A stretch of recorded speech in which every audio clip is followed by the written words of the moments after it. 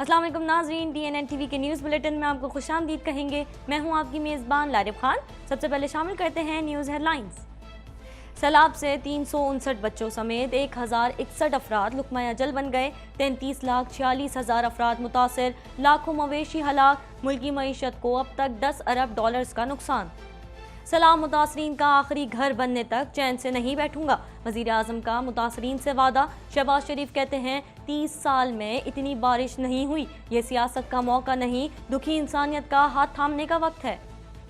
سیلاب نے بہت زیادہ تباہی پھیلائی ہے، لوگوں کی بحالی میں بہت سال لگ جائیں گے۔ سپہ سالار کہتے ہیں پوری قوم کی مدد چاہیے، محدود وسائل ہیں، مخیر حضرات آگے آئیے اور سیلاب زدہ متاثرین کی مدد کریں۔ اسلامی برادر ممالک کی سیلاب زدگان کے لیے امداد کا سلسلہ مزید تیز ہو گیا۔ متحدہ عرب امارات سے ایک اور ترکیہ سے مزید 3 طیارے سیلاب زدگان کی امداد کے لیے اشیاء لے کر پاکستان پہنچ گئے۔ موجودہ سیلابی ریلے کی وجہ سے جوہی کو شدید خطرہ ہے، منچھر میں بھی پانی کی سطح بلند ہو رہی ہے۔ وزیر اعلیٰ سندھ کہتے ہیں امید ہے اگلے 8 دنوں میں منچھر میں پانی کی سطح کم ہوگی۔ اس وقت پوری قوم ایک عظیم سانحے سے دوچار ہے، پاکستان ڈوب رہا ہے، لوگ زمین پر رینگ رہے ہیں۔ سراج الحق کہتے ہیں حکومت کے 10 بڑے لوگ اپنی دولت کی زکوٰۃ دیں تو عالمی اداروں کی ضرورت نہیں۔ بھارت نے ایشیا کپ میں پاکستان کو 5 وکٹوں سے شکست دے دی، گرین شرٹس بلو شرٹس پر دھاگ بٹھانے میں ناکام۔ روایتی حریفوں کا مقابلہ دکھانے کے لیے ملک بھر میں بڑی بڑی اسکرینز لگائی گئیں۔ کینیڈا کا پاکستان میں سیلاب متاثرین کے لیے امداد کا اعلان۔ کینیڈین وزیر اعظم جسٹن ٹروڈو کا کہنا تھا کہ میں اور کینیڈین عوام پاکستان کے لیے فکر مند ہیں، کینیڈا پاکستانی عوام کے لیے کیا اضافی مدد فراہم کر سکتا ہے۔ کینیڈا کی نائب وزیر اعظم کو ہراساں کرنے کا واقعہ، البرٹا میں ایک دورے کے دوران فری لینڈ کے خلاف نامناسب جملوں کا استعمال کیا گیا، انہوں نے ٹویٹ میں اس واقعے کا اعتراف کیا۔ ٹورنٹو میں ماہرین موسمیات کی طوفانی بارشوں کی پیش گوئی، شہر میں پیر اور منگل کو گرج چمک کے ساتھ طوفان کا خطرہ ہے، جمعرات سے صوبے میں شمالی علاقوں میں موسم سرد ہونے کا امکان۔ امریکی جج کا افغانستان کے اثاثے منجمد کرنے کے خلاف فیصلہ، منجمد افغان اثاثوں میں سے 9/11 متاثرین کو زر تلافی نہیں دیے جا سکتے۔ امریکی جج نے کہا ہے کہ قانون ایسے کسی بھی عمل سے عدالت کو روکتا ہے۔ یوکرینی شہریوں کے لیے روسی صدر پیوٹن نے بڑا قدم اٹھا لیا، یوکرینی شہری روس میں غیر معینہ مدت تک رہ سکیں گے، ورک پرمٹ کے بغیر بھی قیام کر سکیں گے۔ امریکی بحریہ کے 2 جنگی جہاز ابنائے تائیوان میں داخل، چینی فوج کا کہنا تھا کہ کسی بھی اشتعال انگیزی کا جواب دینے کے لیے تیار ہیں۔ امریکی بحریہ کا کہنا تھا کہ جنگی جہازوں کا ابنائے تائیوان سے گزرنا معمول عالمی قوانین کے تحت ہے۔ ہیڈ لائنز آپ نے ملاحظہ کی اور اب خبریں تفصیل کے ساتھ۔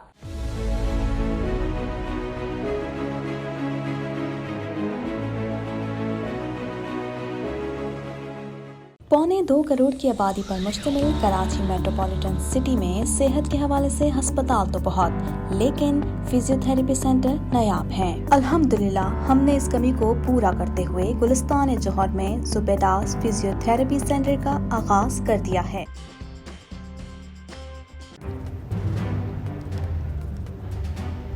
Islamic Finance TV, the only TV channel of the fastest growing Islamic economy in the world and the prime mover of Islamic finance news.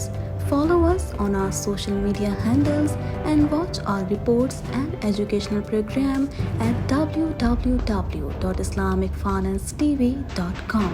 For advertisement, please contact us at islamicfinancetv@gmail.com.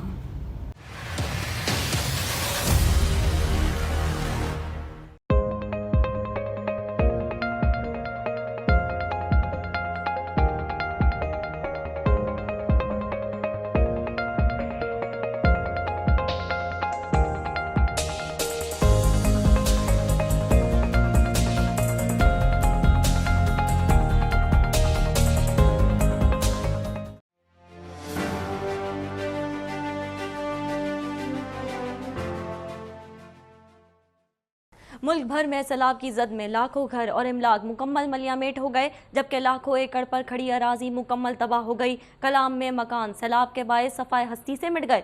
مزید جانتے ہیں اس report میں۔ موسلا دھار بارشوں اور سیلاب کے باعث ملک بھر میں ہلاکتوں کی تعداد 1061 ہو گئی، جبکہ متاثرین کی مجموعی تعداد 33,46,000 سے تجاوز کر گئی۔ NDMA کے مطابق سیلاب سے متاثرہ علاقوں میں پھنسے ہوئے 4,98,442 افراد کو ریسکیو کیا گیا ہے، جن میں سے 1575 افراد زخمی ہیں۔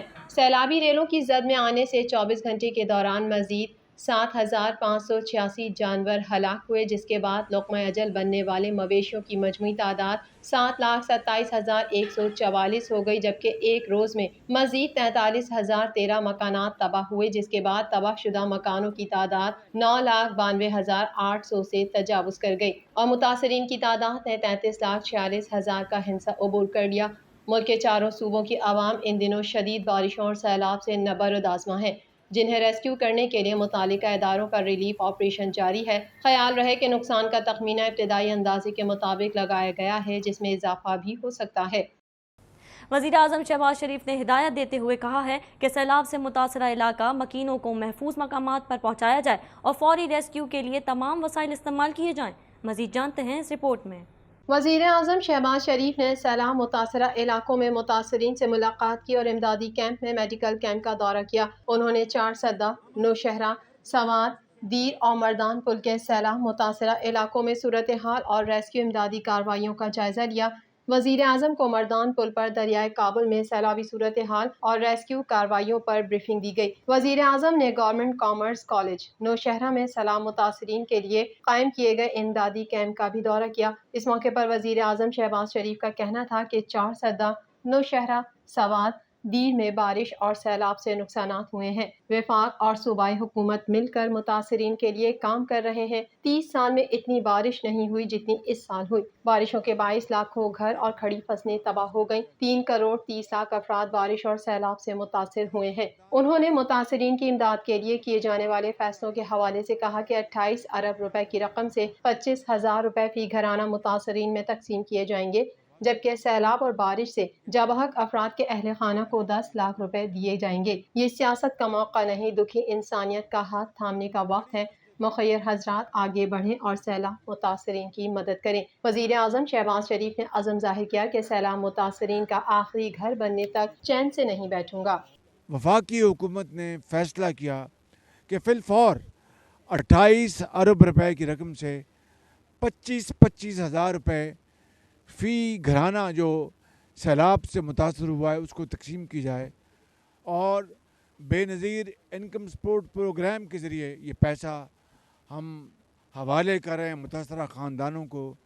Army chief general Qamar Javed Bajwa نے جوانوں کو متاثرین کی داد رسی اور ہر ممکن سہولیات فراہم کرنے کی ہدایت کرتے ہوئے کہا ہے کہ پاکستان کے عوام کی مدد ایک مقدس فریضہ ہے۔ اپنی صلاحیتوں کے مطابق قوم کی خدمت کرنے پر فخر ہے۔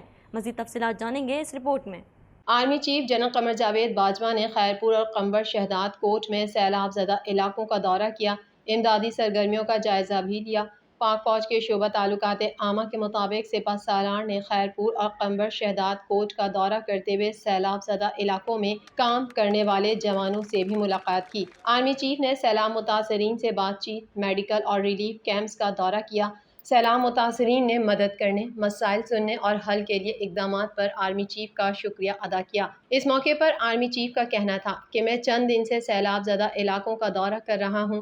کل میں بلوچستان کے علاقوں اتھل اور بیلا کے میں تھا اور آج سندھ کے علاقے خیرپور میں آیا ہوں۔ یہاں بہت تباہی ہوئی ہے۔ وفاقی حکومت، صوبائی حکومت، پاکستان آرمی، پاک فضائیہ، پاک بحریہ اور فلاحی ادارے بہت کوشش کر رہے ہیں کہ لوگوں کو ریلیف دیا جا سکے، لیکن سیلاب نے بہت زیادہ تباہی پھیلائی ہے۔ لوگوں کی بحالی میں بہت سال لگ جائیں گے۔ انہوں نے کہا کہ میں اپیل کرتا ہوں تمام مخیر حضرات سے کہ وہ سامنے آئیں اور اس مشکل حالات میں اپنے ان بھائیوں کی مدد کریں۔ ہم اپنی پوری کوشش کر رہے ہیں، لیکن جیسے میں نے بتایا ہے کہ وفاقی حکومت، صوبائی حکومت اور آرمڈ فورسز کے وسائل محدود ہیں۔ آپ لوگ سامنے آئیں جس طریقے سے بھی آپ لوگ مدد کرنا چاہتے ہیں تاکہ لوگوں کو ہم بحال کر سکیں۔ آرمی چیف نے کہا کہ ریلیف آپریشن اور ریسکیو آپریشن ختم ہو چکا ہے، اب بحالی کا معاملہ ہے اور وہ بہت سال لے گا۔ اس کے لیے پوری قوم کی مدد چاہیے۔ دوست ممالک سے بھی ہماری حکومت نے درخواست کی ہے، ہمیں ان سے بہت امید ہے۔ عوام کی طرف سے اپنے دوست ممالک سے اپیل کرتا ہوں کہ وہ مشکلات میں گھرے ان سیلاب متاثرین کی مدد کریں۔ وفاقی حکومت، صوبائی حکومت، Pakistan army, navy, air force اور فلاحی ادارے بہت کوشش کر رہے ہیں کہ لوگوں کو ریلیف پہنچائی جائے، لیکن میرا خیال ہے یہ جو پرابلم ہوا ہے، یہ جو سیلاب آیا ہے، یہ بہت ہی اس کا میگنیٹیوڈ بہت بڑا ہے۔ اس کو ٹھیک ہونے میں لوگوں کو ریلیف دینے میں، لوگوں کو ریہیبلیٹیٹ کرنے میں بہت سال لگ جائیں گے. تو میں اپیل کرتا ہوں تمام پاکستانی اپنے جو مخیر حضرات ہیں کہ وہ سامنے آئیں اور اس مشکل حالات میں اپنے ان بھائیوں کی جو کہ بہت ہی مشکل حالات میں ہیں ان کی مدد کریں. سیلاب زدگان کی امداد کے لیے دوست ممالک کی جانب سے مزید 4 طیارے سامان لے کر پاکستان پہنچ گئے. مزید جانتے ہیں اس رپورٹ میں. اسلامی برادر ملک ترکی کے 3 طیارے سیلاب زدگان کے لیے امدادی اشیاء لے کر کراچی ایئرپورٹ پہنچ گئے. وفاقی وزیر خرم دستگیر نے بروقت امداد پر ترکی سے اظہار تشکر کیا. وفاقی وزیر خرم دستگیر اور صوبائی وزیر سعید غنی نے ترک حکام سے امدادی سامان وصول کیا. ترکی سے پہنچنے والے سامان میں خیمے، کھانے پینے کی اشیاء، مچھردانیاں اور دیگر اشیاء شامل ہیں. اس موقع پر قونصل جنرل ترکی جمال سانگو، PDMA کے سلمان شاہ، پاک فوج کے اعلیٰ حکام بھی موجود تھے. وفاقی وزیر خرم دستگیر نے ترکی سے اظہار تشکر کرتے ہوئے کہا کہ پوری دنیا میں سب سے پہلے امداد ترکی کی جانب سے موصول ہوئی ہے. ادارے جلد امدادی سامان مستحقین میں تقسیم کریں گے. دوسری طرف اسلام آباد ایئرپورٹ پر بھی متحدہ عرب امارات سے سیلاب زدگان کی مدد کے لیے ایک طیارہ امدادی سامان لے کر پہنچا، جسے وفاقی وزیر منصوبہ بندی احسن اقبال نے وصول کیا. وفاقی وزیر کی جانب سے برادر اسلامی ملک UAE سے اظہار تشکر کیا گیا. وزیر اعلیٰ سندھ سید مراد علی شاہ نے کہا ہے کہ ایسے فیصلے کرنے ہیں جس سے شہر ڈوبنے سے بچے. بدین کے نہر میں شگاف پڑنے کے بعد لوگوں کو محفوظ مقامات پر منتقل کر دیا گیا ہے. اس حوالے سے مزید جانتے ہیں.